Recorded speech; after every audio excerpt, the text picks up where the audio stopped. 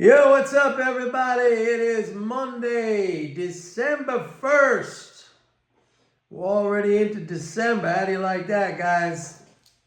I went fishing today.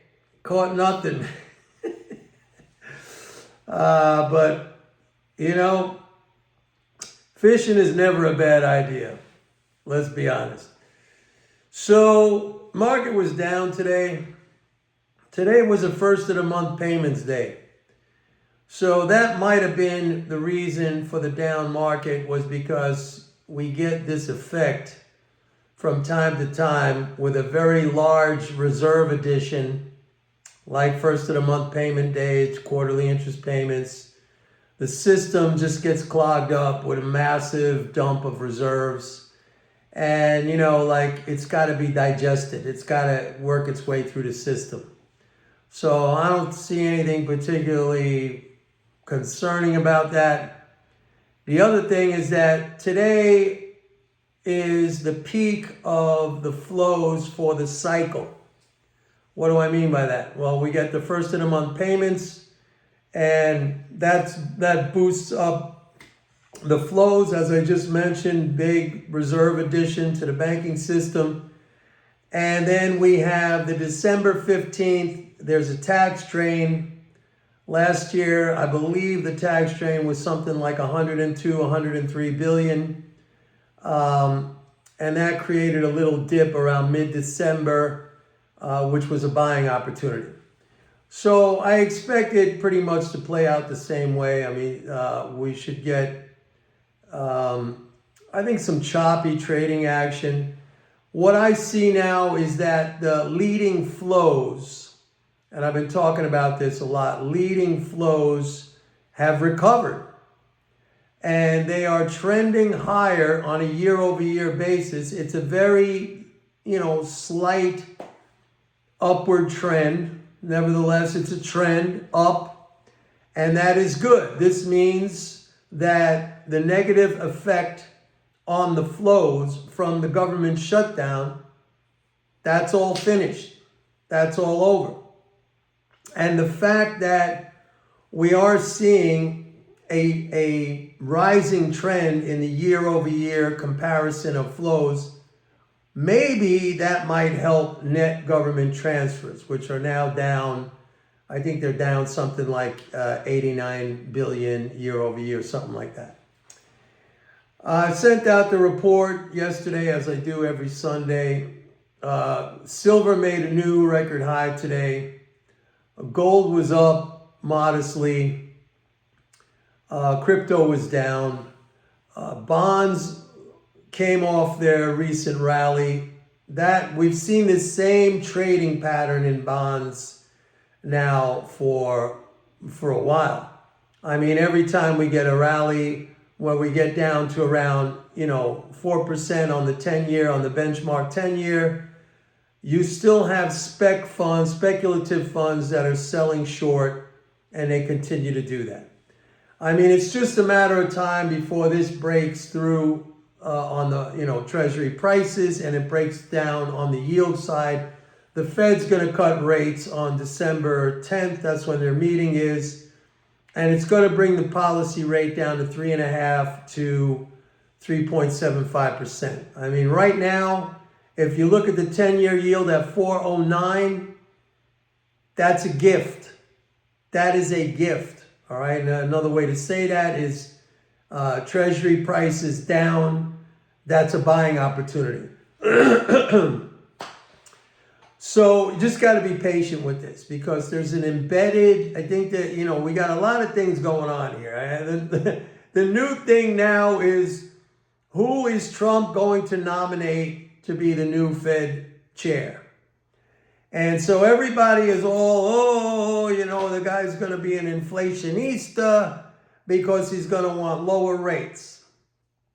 Right now, if you look at what has been happening with interest income transfers to the economy because of the rate cuts, for this fiscal year so far, we have T-bill interest already down over $8 billion. Interest on Treasury securities is up, but total interest income transfers are up only 8 billion. And the way it looks right now, if T-bill interest continues to drop, which it will with this next rate cut, it's going to ultimately drag down total interest income transfers into a negative year-over-year situation. That is my forecast. That is my prediction. So I will come back to that when it happens, and I will remind you that I have told you that. And once interest income transfers start falling, right, because we had all last year, we had all these people, these so-called very serious people, talking about how, the government's paying all this interest. The government is paying all this interest, all right?